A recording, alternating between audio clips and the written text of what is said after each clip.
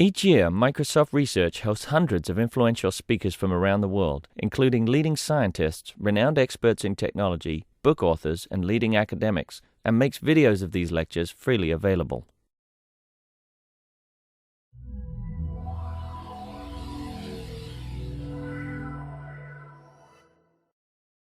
All right, so we're very happy to have Omer visiting from our Silicon Valley Center.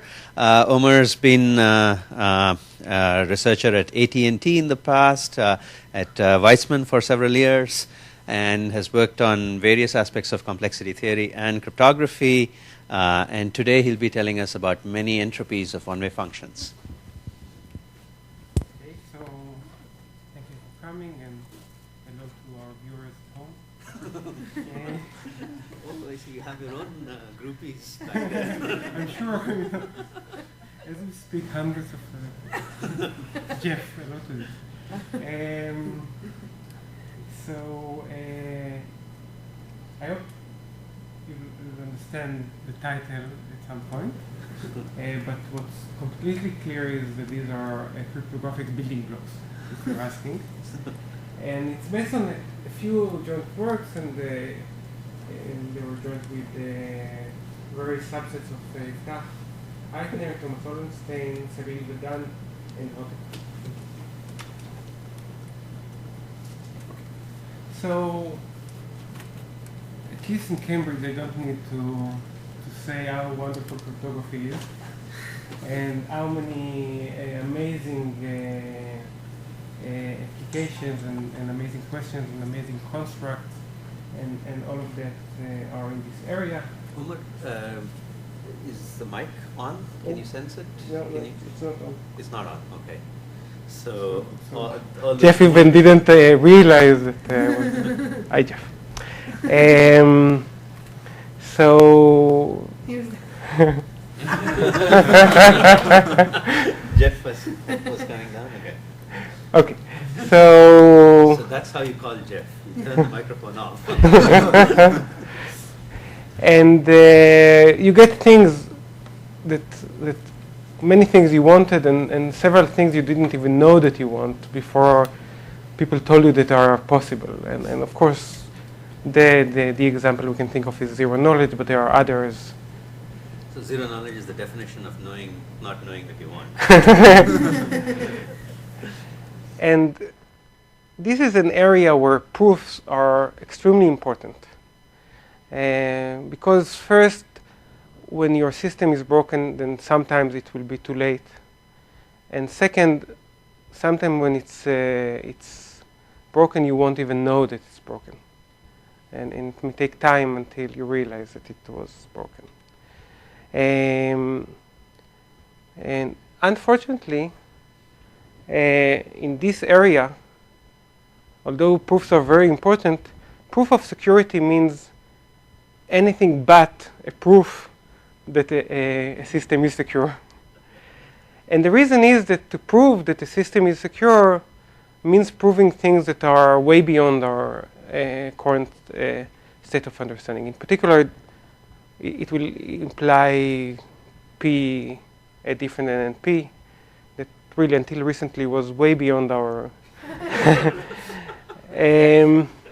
So what does happen in this area is that we base our proofs on some computational assumptions, and they can have various kind of flavors. And therefore, a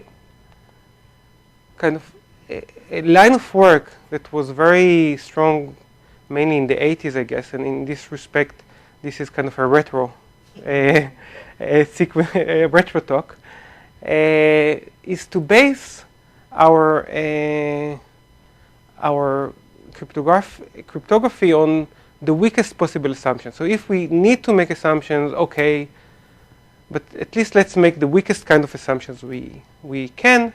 And the weakest kind of assumption we can, for now, is the existence of one-way functions. So what are those one-way functions? These are functions that are easy to compute. So one direction is easy, from x to f of x. But they are hard to invert. It's hard to go from f of x to x. And it's even hard on average. not only in the worst case. And this is the most basic and the most unstructured source of cryptographic hardness. And in fact, very loosely, we have this intuition, and in many cases it's formalized, that anything that we want in cryptography will imply the existence of one-way function. Not completely formal, and there are some things that are secure in information theoretic sense, but anything that's secure in a computational sense will imply the existence of one-way function. And so this 80s kind of task was to ask the other direction. Okay, so cryptography implies one-way function. Does one-way function, the existence of one-way function, imply everything we want in cryptography? And we cannot show that it implies everything we want to, but it was still a great success, and it has been shown that a lot of things, and things sometimes that you wouldn't expect, can be based just on the existence of one-way function. Of course, there are many questions later. Is the most efficient constructions? These are the constructions you want to use. But from a theoretical point of view, you can know that cryptography exists. A lot of things in cryptography exist if one-way functions exist. And so in this road from this very kind of unstructured hardness that you can mine to this amazing set of applications, this road goes through these intermediate building blocks, intermediate cryptographic primitives, and that's going to be the topic of this talk. So let's kind of very schematically look at how this building of things that can be built from one-way functions look like. So we have our one-way functions, and one amazing construction and theorem due to Hastad-Impagliazzo-Levin-Luby show that one-way functions imply pseudorandom generators. So this is kind of the hardness implies randomness theorem in the cryptographic setting. And based on pseudorandom generators, you get many other applications. You get private key encryption, a lot of private key operations that you can get from message authentication, private key mainly, based on pseudorandom generators, and these gives us various kind of applications. Now, pseudorandomness very naturally corresponds to secrecy. And indeed, cryptography many times cares about secrecy. And secrecy naturally corresponds to pseudorandomness, because if something looks random, then it gives no information, very intuitively. But pseudorandomness is, secrecy is not the only thing that we care about in cryptography. We also want to say that various agents cannot cheat. For example, you cannot forge messages and signatures. And we'll talk about these kind of constructions as well. So one kind of construction is from one-way functions to these universal one-way hash functions that I'll define later due to Rompel. And this gives us digital signatures and identification schemes. And this is kind of surprising, because somehow one-way functions imply a lot of things in the private key world, and digital signatures are a public key creature, but still. And something much more recent is the statistically hiding commitments that I'll talk less about, which imply also statistical zero-knowledge arguments. And I can let me just say that in terms of applications, what this gives is this kind of everlasting secrecy. Meaning that you get, so you have, let's say, things of statistically hiding commitments. These are kind of like boxes that you lock, and until you open them, whatever is there is secret. But when you open, you can just open it to one thing. Now, if it's statistically hiding commitment, it means that if you don't open it, then what's there is hidden completely from a statistical point of view. And in a typical application, you'll have all of these boxes. Some you'll open and some you won't open. And you can break the scheme in two ways. Either break it by opening something that wasn't open, or by opening something to two things. And in some sense, when it's statistically hiding commitment, it means that if you attack the system, you need to attack it while it's running. If you didn't attack it while it's running, whatever wasn't opened by the protocol will stay completely closed, even if tomorrow we will prove that P equals NP and will break all of our cryptography. Now, this kind of first line of construction is relatively complicated. And the constructions don't look very optimal. And it's not completely surprising because we're going from these one-way functions that, as I said, is a very unstructured source of hardness to things that are much more structured. And somehow this is where the work should be done, and this is why it's so complicated. And in a sense, what this talk is going to talk about is an attempt to simplify and improve all of these constructions and to still get some intuition out of it. And I'll try to give a sense of some intuition of why these creatures imply all of that in this talk. And it's based on all of these works. And the main point is that I'll try to kind of convince that to get from here to here in a way that's very intuitive and also allows us for improvements, what you really need is in each one of these cases to define the right notion of computational entropy, and then you can show how one-way function imply this right notion of computational entropy. And in each one of these cases, the right notion of computational entropy will look like a very primitive sort of this primitive. So you'll have a very basic kind of pseudorandom generator and a very basic statistically hiding commitment and a very basic universal one-way hash function. So with the right point of view, you will be able to see how all of these primitives do hide in one-way functions. So let's kind of zoom in, and this is not new in the case of pseudorandom generators. In fact, the Hill construction is based on this notion of pseudo-entropy, which is the most standard notion of computational entropy, and I'll define it.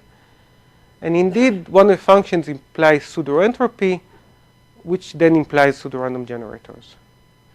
And in this, our improvement comes from talking about a different sort, which is what we call next block pseudo-entropy, where we kind of replace general distinguishers by online distinguishers, and I'll explain that later.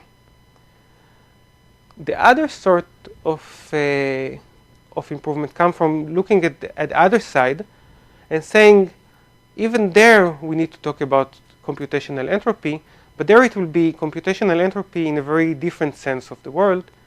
And this is this notion of inaccessible entropy that we introduce, which then allows us to construct these primitives.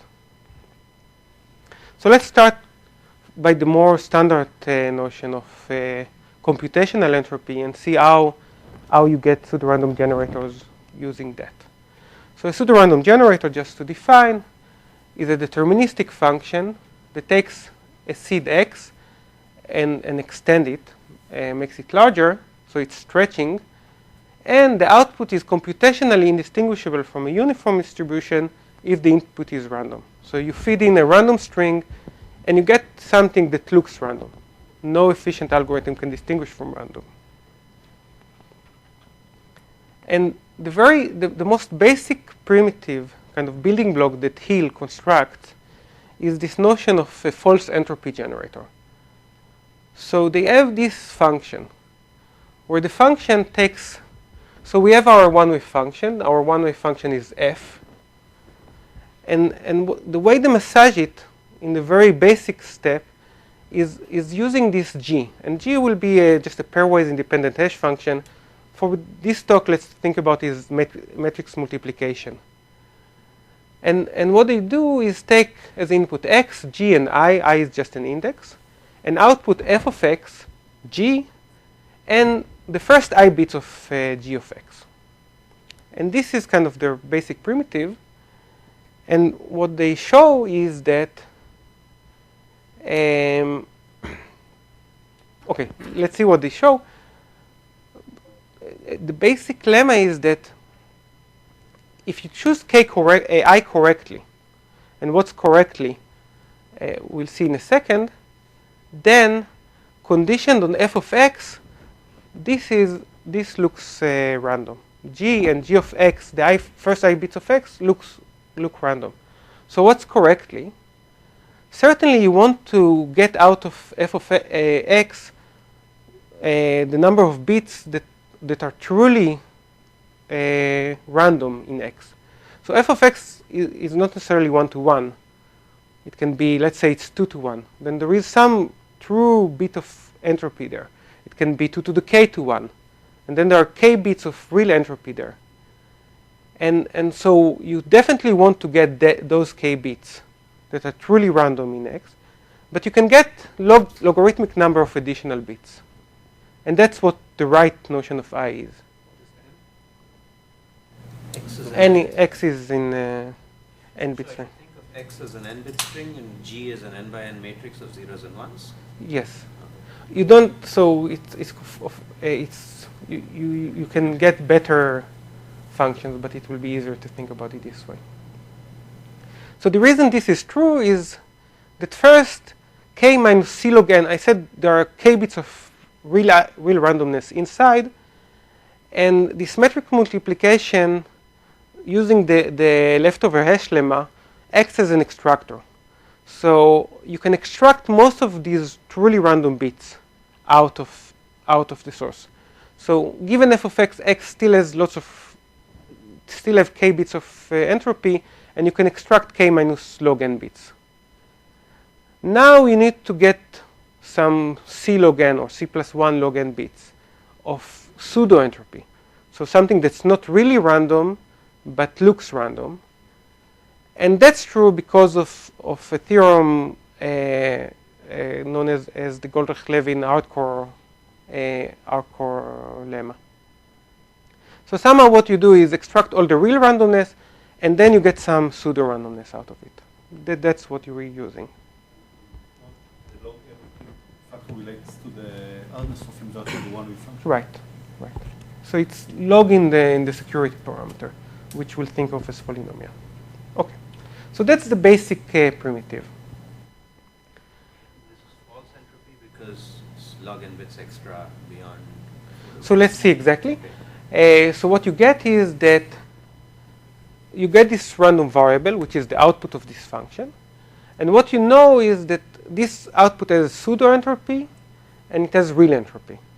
And the pseudo-entropy is larger than the real entropy by this factor, log n over n. This is normalized entropy? So why are we, no, it's not. Why are we dividing by n? Recall that what we argued was true only if we selected I correctly. And we have probability 1 over n to select I correctly. So the reason is that, again, as with probability 1 over n, we choose I correctly, and then we get log n bits of pseudo-entropy. So our advantage is log n over n bits of pseudo-entropy. And that's the false. So there is some randomness that's not, it's not real randomness, it's pseudo-randomness. So this is like after this entire thing, you've got a very, very minuscule stretch, less than a bit. Right. And what Hill then does is take this basic primitive and then make sure to extend the gap and massage it in various ways in a way that this can be exploited. But that's how Hill works.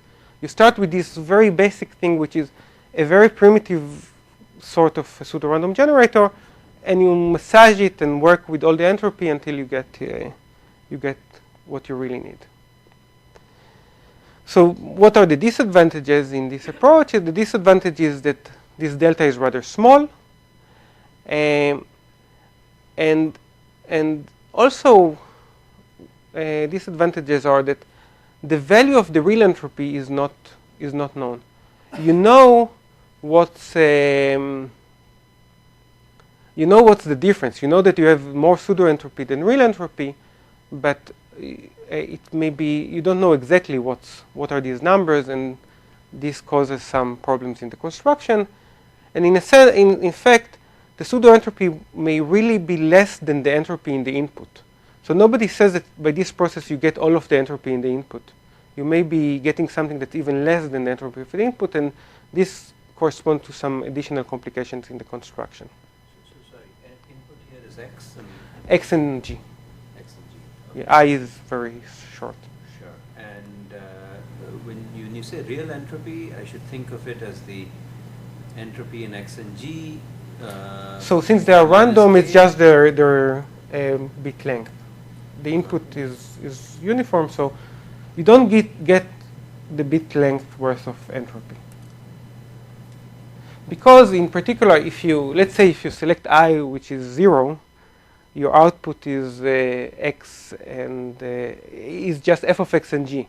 And if f of x is contracting, you don't get the randomness. So this will be the disadvantages we'll try to correct, and here is how we're going to do it. We're going to replace the building block that we had before with this building block, which is almost the same. We're outputting f of x and g of x, but now we're outputting everything, all of g of x, not only some prefix. Now this looks like a very dangerous thing to do, because after you output everything, let's say matrix multiplication, given g of x and g, you can usually invert g and find x, and then compute f of x. So this has no pseudo-entropy at all. And therefore, it doesn't look like a useful kind of primitive. But we'll say that it is useful, and the reason it will be useful is that it will have pseudo-entropy, not to a distinguisher that sees everything, but to a distinguisher that gets the bits one by one. Because when you get the bits one by one, then until you go through this critical I, things look random for you. And this will be kind of our primitive. So we'll construct something that's a bit weaker, because it has pseudo-entropy only for an online distinguisher, but it will get rid of all of the disadvantages, and it will be strong enough to then do what he'll do. So kind of manipulate this and get it. So that's kind of the plan. And let me just define what do I mean by online distinguisher. Definition is not very important. I just don't want to wave my hands too much. So what is pseudo-entropy? The actual definition. X has pseudo-entropy k if there exists some other distribution y such that the entropy of y is k, so y really has entropy k, and x and y cannot be distinguished by an efficient algorithm. On the other hand, x, which is, let's think about it as bits, x1 up to xn, as next bit pseudo-entropy at least k. If now there exists a sequence of variables yi, which will also be Boolean variables, such that the entropy of yi given a prefix x1 up to xi minus 1 will be larger than the entropy of x. So it will be, if you sum these entropies, the yi's are more surprising, have more entropy, are more indistinguishable, unpredictable. On the other hand, xi and yi are computationally indistinguishable given x1 up to xi minus 1. So given that you saw a prefix, you don't know if you are getting, the next bit you're getting is xi or yi, but if it was yi, it would have more entropy. X's and y's are bits now? Xi and yi? Yes, but you can think of them as blocks. We can do the same definition with blocks. Why do you say yi has more entropy? I mean, if it had less, would it matter? I mean, it's right. So now it's just a definition, but if originally, so this will be the interesting case. The interesting case is that this k is larger than the actual entropy of k, of x. Yes, but for the definition, it doesn't matter that x has less No, than k. no. Right. So if you replace it by xi and you do the sum, then you just get out of it the entropy of x. So the next bit Pseudo-entropy will be larger than the entropy because I can replace, I can use x's twice. Right, you're right. So you can always define the y to be x, and then and this is certainly correct because xi is indistinguishable from xi, and this sum will give you just the entropy of x. So it's always at least as large, but it can be larger, and it will be interesting when it's larger. Okay, so here you're conditioning on worst case x1 through xi minus. No, so this I'm going to leave completely loose, but okay, because otherwise it's not it depends on the notion of entropy. okay. So here I'm thinking of, let's say, think of Shannon entropy, but we'll get different definitions depending on various sorts of entropy. You can get something for mean entropy, max entropy. Average. Right, so here it will be, so this is an average. Since yi is, since worst case sort of conditioned on the x1 up to xi minus 1. Right. So this definition is an average because the x1 up to xi minus 1 are random variables. So by the definition of conditional. Okay, so you're not. But you can have other definitions where it's worst case or. But we'll leave it very loose. Let's think of Shannon entropy and then it's an average. All of these definitions can be useful. Okay, some remarks. The x and the yi's are jointly distributed, and that's important. Otherwise, you don't get anything stronger than computational entropy.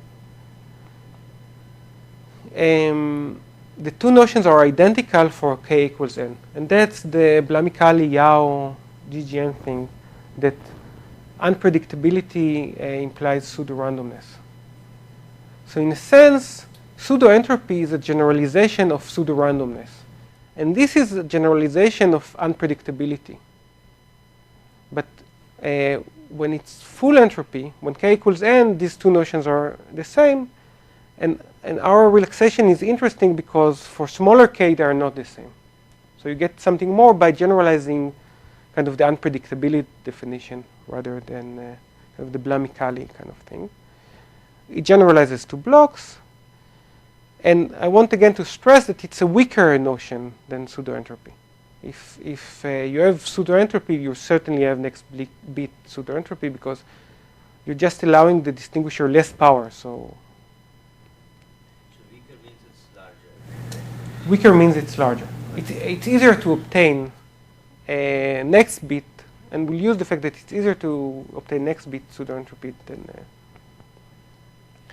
Okay.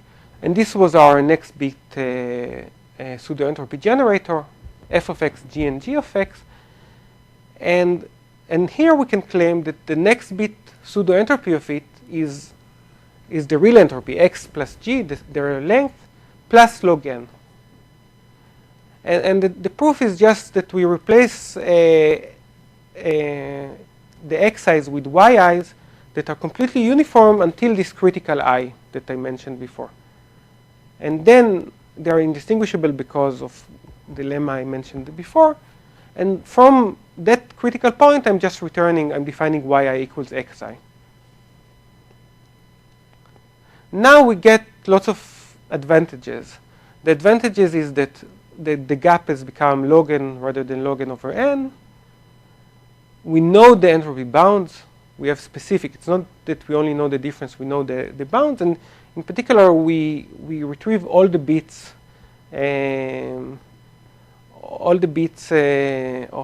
the input. And that's our no bit left behind program, which was more. So next block pseudo-entropy is monotone. So if I have a sequence of bits, it's monotone, non-decreasing, whereas the regular pseudo-entropies could go up and down, right? Again, I am not. I don't so if I measure the next block pseudo-entropy of a sequence of bits, but of the prefixes of sequences of bits. That's an excellent, and that in a sense what we're using. We're using the fact that when you add, so unlike real entropy, when you have two variables, A and B, A may have lots of pseudo-entropy, but A and B concatenate may have no pseudo-entropy. you're giving some secret that kind of breaks the, so, and that this is different than real entropy. In real entropy, the entropy of AB is at least the entropy of A. And in this next block, what we're actually using is that you cannot hurt us by giving more information in the future. Right, excellent.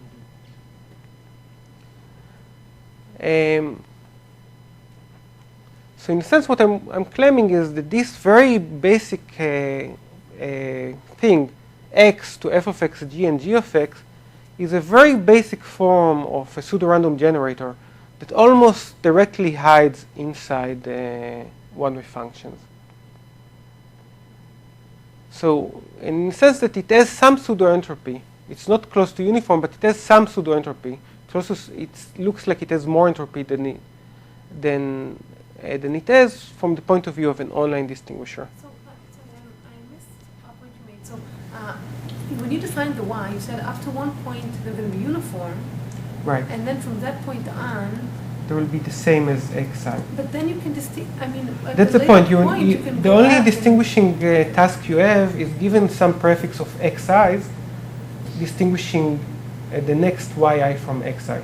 Oh, just the yi. Yeah. Oh, wait, can you go back just a second? Sure. I missed the. I see. You don't get any of the y's, just the x's. Oh, good, Right. good. Okay, You get the okay, x's, and now you need to. If we fooled you until now, you cannot become smarter later. You know, we fooled you. That's it. So this message applies to the talk. So from now on, I'll move to inaccessible entropy. If I fooled you about next block pseudo-entropy, that's, you know, I'm already free. The output to be increasing in length. Don't you want the y's to be actually more yi's than xi's? No, the generator produces, there are more xi's than the input of the generator. So x goes to f of x g. Okay. And one open question is, do we really need even g? And it may completely be possible that the generator x goes to f of x and x is already this next block pseudo-entropy thing. And in fact, if f is a permutation, it is correct. So the generator that hides inside one-way functions can hide even more plainly. Okay, so I want to move. So I said this is the more traditional use of pseudo-entropy, of computational entropy. You're using it to get pseudo-random generators, and So can I just back up a bit? Sure. So Before I, oh, wait, are you backing? Oh, no. No. So so I was probably going to ask you something about the next slide anyway. So in going from here to Hill, going from pseudo-entropy generator to the final result one, they had to do a fair amount of work there as well, I would take it. right. And in a sense, we're doing less. You're doing less? Okay. Because it's true that we're getting a more basic primitive, but with stronger parameters. I see. So you're doing less in terms of law. I mean, but what about the complication the of complexity of the theorems that you have to prove? Does that also get simplified, or it's not much complex? So Hill, let me make a statement. My view of Hill. Hill was very complicated when it first came out, and I think with time, people that actually read it don't view it as complicated as it was. I think this is one result that got simpler over time, and I think it was complicated because it was very innovative. A lot of these notions of computational entropy and playing with that, and we just weren't used to it. With time, we got used to it, and but it has become the structure of. We need to do less stuff. For example, since we're already getting all of the entropy, what Hill did, because they didn't get all of the entropy of the input, they also needed to hash the input again, and they had some additional complications. But conceptually, I think, yeah, it's not much. So if you want to get a better PRG, you just need to apply the same construction on the output now, and then you get another log in bits of pseudo-entropy, etc. No, but now it's the input is not random. No. So this is to apply the same. Right. Yes. No, more I mean, if you take this as, mu x prime and apply f prime. But x prime now is not indistinguishable from something that's uniform. It's just from something that has lots of entropy. And therefore, when you apply a to use the fact that you're applying a generator. You need to use an extractor and then apply it. So you need to do it in parallel. And so in this talk, all I want to get you is to the basic primitives. Then the rest of the work is kind of amplification and extraction. So is it really better if you could get like a better stretch for the next bit pseudo-randomness rather than like for pseudo-random generator, you want a bigger pseudo-random sequence. If you can get I'm not sure I'm answering the right question, but if the delta was n/2, then the construction would be better. Here's another formulation. What is better? To take this, use your construction to get 1-bit pseudo-random generator, and then use this 1-bit pseudo-random generator to get better stretch, or apply something on this to get better next bit unpredictability, and then get like the pseudo-random generator with. Okay, so this is really very more specific than I want to get for the audience, but there is some advantages from just doing what we do and not doing that. In particular, one advantage of this construction relative to the Hill construction is that it's parallelizable.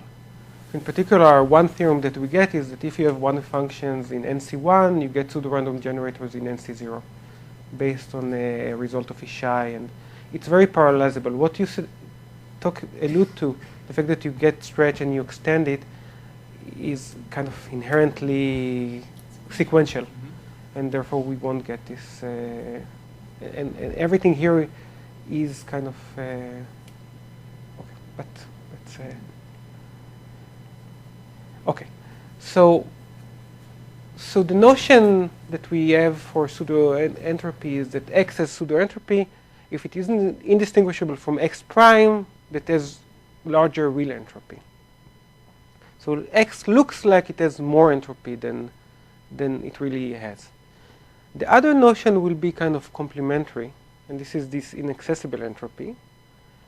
And very, very loosely, and we'll see an example, it will become clearer, X as inaccessible entropy if no efficient algorithm can sample all of its entropy. So any efficient algorithm A that samples from the, let's say from the support of X, gives us some other kind of variable. So A that's trying to sample it gives us other variable, and this variable will have less entropy than X. So what does it mean? It means that X has entropy, but some of it is computationally inaccessible. And this is when you say it like this, it's very natural. Certainly a signature scheme gives you something like this in a very extreme way, because it may be the case that you can generate lots of signatures. So there is a lot of entropy for signatures given the public key, but it's inaccessible because you cannot generate even a single signature. So it's very natural that signatures, for example, give you this kind of creature in a very extreme way, like pseudo-random generators gives you that in a very extreme way, and we'll talk about weaker ways. Sorry, X I should view in the signature as me with the secret key. I'm signing a large random variable. X is defined by the public key by the public signing key. Okay. The verification key. I see. So, but to sign. And let's say X is a message, random message. messages, or even signatures of a single message. And there may be many signatures of a single message, but you cannot generate any of them. So this, as I said, corresponds to secrecy more naturally, and this is to unforgeability. And that's what I'll try to argue. In the time I'm running out of. It's until 5? 5:15. Okay. You finished at 5:45. Okay, so I'll try not to pull a Sylvie on you, but. If you take longer, then Sylvia will want to come back for a. Okay, so I need to.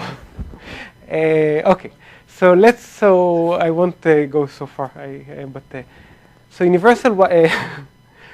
So what's universal one-way hash functions? These are a family of efficiently computable functions, usually decreasing in length, that have this second pre-image resistance.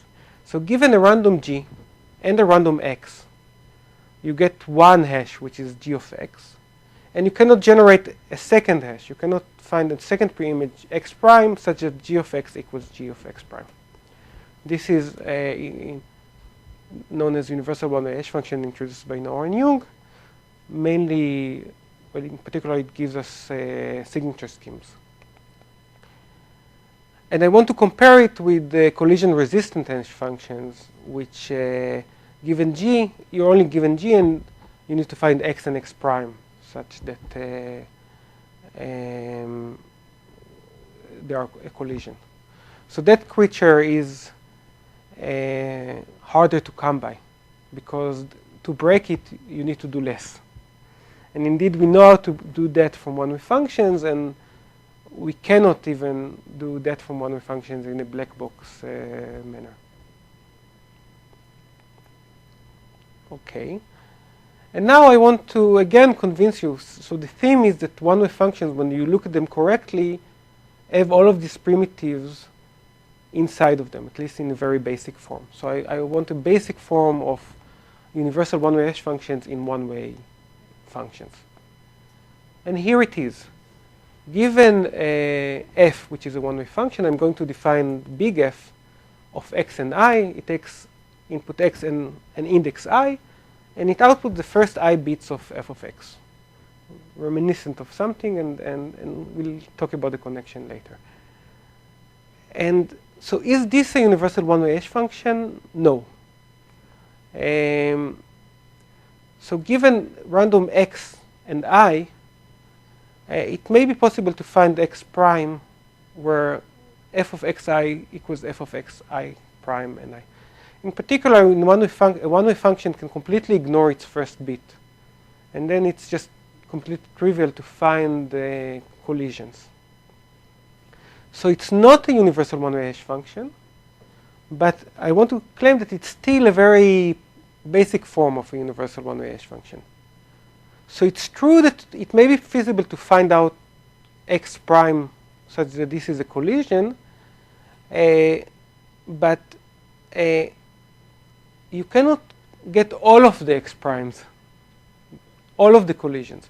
You cannot sample x prime with full entropy.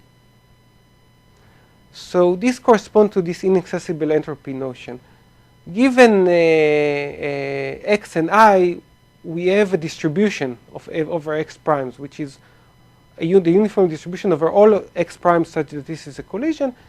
And I want to say that the amount of entropy you can sample from this distribution is not the full entropy. You cannot sample everything. And I'll try to convince you that that's the case just in the next slide. And the proof will be very simple. And you can see that this is really a very primitive form of a U of in one function. Well, you can if I is sufficiently small. So right. So I is selected at random. It's true. Okay. So kind of on average, there isn't an algorithm that on average sample this distribution. It gets a random x and I, and it needs to give you a full entropy on x prime. Because I...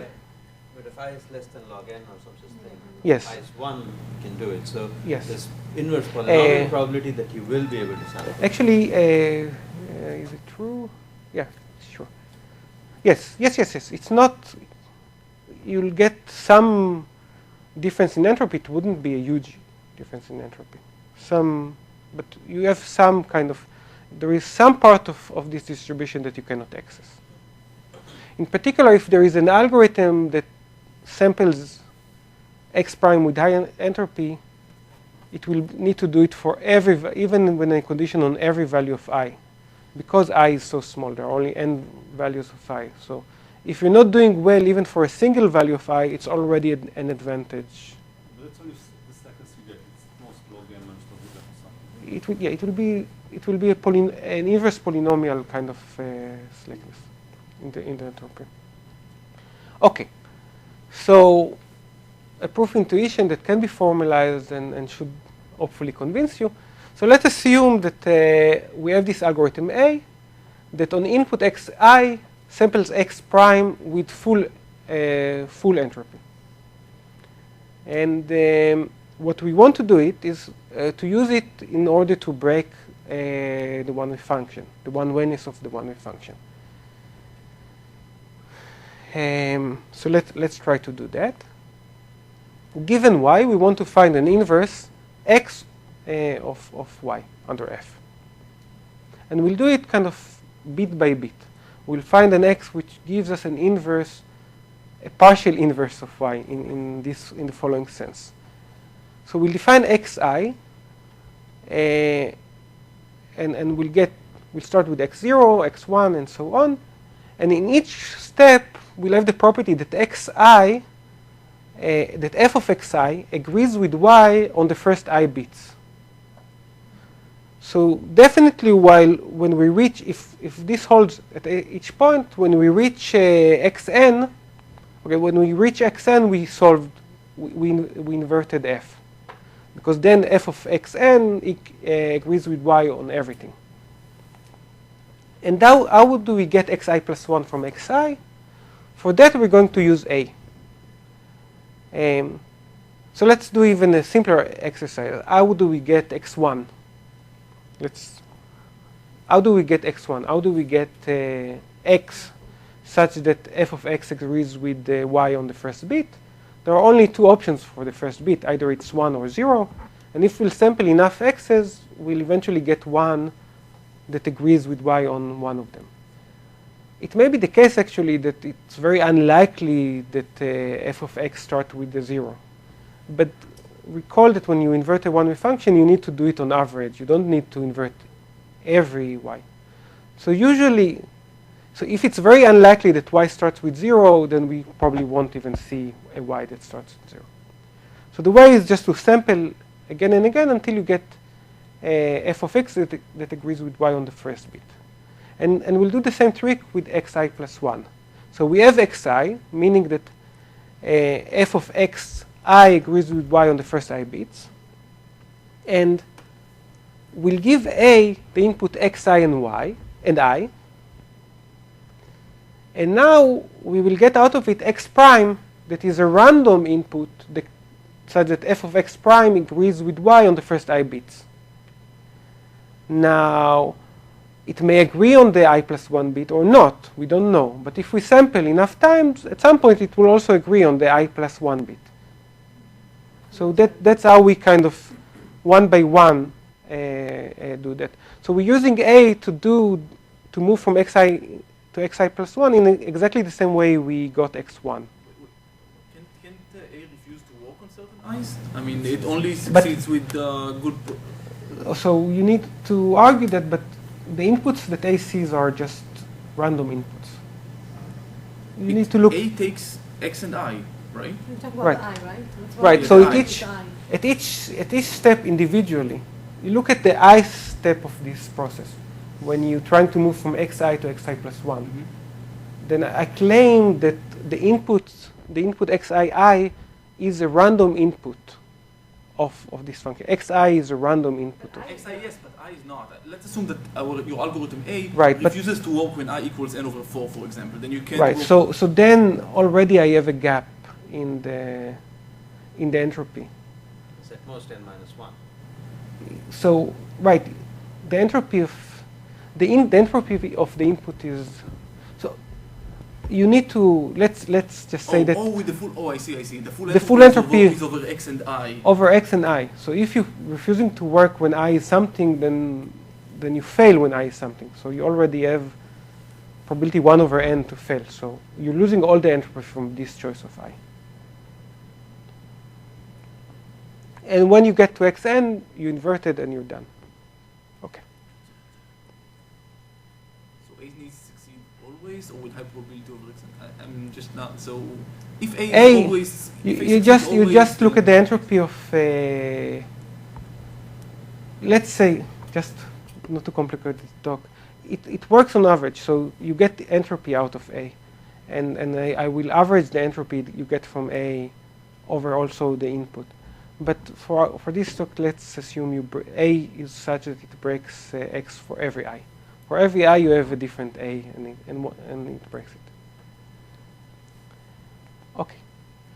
So what we get by a very similar argument is this inaccessible entropy generator. Given the one-way function f, the generator, the inaccessible entropy generator, will just output f of x1, the bits of f of x, one by one, and then x. And what we can argue by a very similar kind of argument is that there is no algorithm that produces all of these blocks with full entropy. So I'm looking at an online algorithm that tries to generate these blocks one by one. And I want to claim that these algorithms do not generate in an online fashion all of the entropy in these blocks. I need to explain it just a little bit. I won't get to the exact definition. But what do I mean? So if the algorithm doesn't work in an online fashion, then given a random x, then the output is full entropy. But what I want out of this algorithm is a stronger requirement. I want the requirement that I let this algorithm output the blocks one by one. At some point, I'm stopping the algorithm. I'm telling it, okay, first show me your internal state. I want to see everything you know until now. Now you can get new randomness and generate for me the next block. And if it works in this way, it won't be able to generate the full entropy. So for example, if the algorithm works in a way that it first selects x and then just output this in deterministic fashion, then from this block further, everything is fixed. So the algorithm is already committed to everything it's going to output. So from the point of view, so the point is the following. From the point of view of an observer from the outside, these blocks have randomness. But from the point of view of the generator, this algorithm that tries to generate it, from this point of view, it's already committed to the values. It doesn't have full entropy. Conditional entropy or something. It's conditional Right. upon the first block having been emitted. Right. But the internal states could be different even having emitted the same block. Right. So I'm comparing to, from the external point of view, I'm looking just at the entropy conditioned on the prefix. From the internal point of view, I'm going to compare to the entropy conditioned on the output, but also on this internal state. Now, but just to be fair, I allowed the algorithm to get fresh randomness at each state. Okay, so this is kind of an intuition about the formal definition, but it's very similar to what we argued more formally for the case of universal one-way hash function. You cannot really generate everything with full entropy. So after each bit that is output by this entropy generator, you ask it to stop, show its internal state, and say now continue. Right. And the continuation should have entropy given what we've seen. Right. So, right. So, in the case of collision-resistant hash function, think of an algorithm that gives you f of x. So now we know because it's collision-resistant, and now it's supposed to give us some x prime, which is a collision. We know that it's just going to give me x. Okay. And based on that, we get a very similar, based on a very similar argument we saw before, we get the universal one-way hash function. And based on this creature, we get the statistical commitment, the statistical commitments. Okay. So that's only, let me say something about statistical commitment. It's mainly for the cryptographers. If, take it or leave it, it's not very important. I just want to say just some intuition why this is also relevant to statistical commitment. So we have this inaccessible entropy generator. It outputs the bits. And let's say that Zi is a uniform bit from the point of view of an observer. But from the point of view of an algorithm that tries to generate it, it's already fixed. There is only one bit it can generate by that. Then we can use this Zi to hide, to commit to some value. So Zi can mask this bit sigma. And now our commitment can be Z1, Z2, Zi minus 1, and Zi XOR with sigma. Now, what we have is that since Zi is uniform from the point of view of outside observer, Zi XOR sigma tells you nothing about what sigma is. But from the point of view of the committer, since he's already committed to Zi, he cannot open Zi to be 1 or 0, he's completely committed to sigma. So that's why, what's the relation to commitment scheme? In the future, if P equals NP, then maybe Zi will not look random, right? No. Zi is not looking. Zi is really random. From the point of view of an observer, it's really random. The only thing that's computational is the ability to, if P equals to NP, then the committer can open Zi to be 1 and 0. I think it's random, but Right. you know that. Right. The observer doesn't see the state, so there's. Right, exactly. Okay, so I want to kind of wrap up by showing these two generators that we had. One gives us next bit pseudo-entropy, and the other one gives us inaccessible entropies. So we have this f, which is one-way function, and g, which is pairwise independent. And the first generator we had gave us f of x, g, g of x1, and so on. And this looks like it has entropy like the input plus log n. And I want just to, for the comparison to look nicer, to answer my open question from before and be optimistic and say that we can actually ignore g. So let's assume that this is also a next bit pseudo-entropy generator. So you take f of x and then x1, x2, you don't need g. Sorry? Yeah. You don't need, you just ignore it. No, you don't need g. And that looks like it has entropy x plus log n.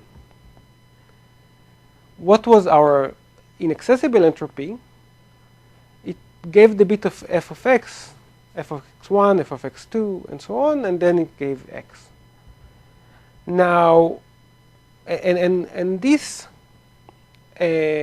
cannot be generated in an online fashion with the full entropy. You'll have to lose log n bits. So one interesting thing is that here you have log n additional bits of entropy, and here but you cannot generate even all the entropy minus log n. Another interesting thing is that it's the same generator. And the division for, I can just divide everything to bits. I can just look at the generator that takes f of x1, f of x1, f of x2 up to f of xn, and then x1, x2 up to xn. I'm doing it this way just to generate, to demonstrate where do we get the pseudo-entropy or the inaccessible entropy from. Here we're getting it from the x, here we're getting it from the f of x. So there is kind of a mirror image to that. Okay, so I can summarize. Still less than 5:45. And claim that, just iterate kind of the message that when you view one-way functions correctly, they rather directly imply these simple forms of what I very, very loosely going to call the first layer of cryptographic primitives, the ones that you get directly from one-way functions. And so although some of these constructions are complicated and not intuitive, we can get an intuition. So now I hope you can get some intuition of why these one-way functions can imply all of these nice things. And the right view, kind of the premise of this talk is that the right view is through these notions of entropy, computational notion of entropy. And there are several open problems. One is to kind of go beyond the world of one-way functions. So I was very loosely claiming that inaccessible entropy corresponds to unforgeability, not being able to cheat. But there are things that you cannot cheat with in higher levels, like in CCA security and all of that. Can we formalize this very intuitive idea and get better constructions or simpler constructions using this in higher levels beyond one-way functions? We can try to do some additional unifications. In a sense, we have shown similarity. So our Hill variant is relatively similar to our construction of statistical commitments. And we have the same steps of first getting some inaccessible entropy or some pseudo-entropy, and then amplifying it, and then hashing. It looks similar, but can we do it even more formally than just looking at the similarity? And of course, we need better constructions. So all of these constructions are still not as optimal as you would like. And although in some cases they do seem closer to the limit of these kind of proof techniques.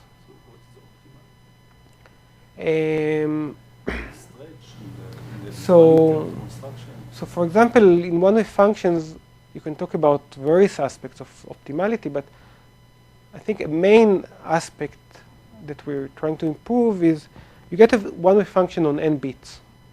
Now the question is, what's the seed length of the pseudorandom generator you get out of it? So let's say you believe that your one-way function is secure when you apply to 100 bits. Now, what's the minimal seed you get from the pseudorandom generator? So Hill was n to the 8. We get to n to the 4. I don't want to talk about practicality even, but so definitely that's not what you want. You don't want to say that you have a pseudorandom generator that start to work when you have a seed of 100 to the 4 or to the 8, or so you would have liked to have a pseudorandom generator that works for 200 bits, let's say, if you believe that your one-way function is. So linear stretch is conceivable.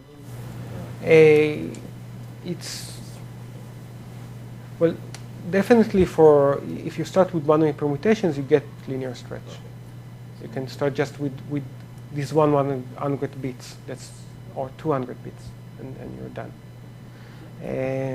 But I think that n cubed is more or less the limit of this particular approach. When you get some limited notions of entropy and you need to amplify it, when you're doing this amplification, it more or less forces you n cubed. But who knows? Perhaps there are other ways. Perhaps there are lower bounds that will show you that you cannot. And so these are kind of reasonable open questions. Thanks.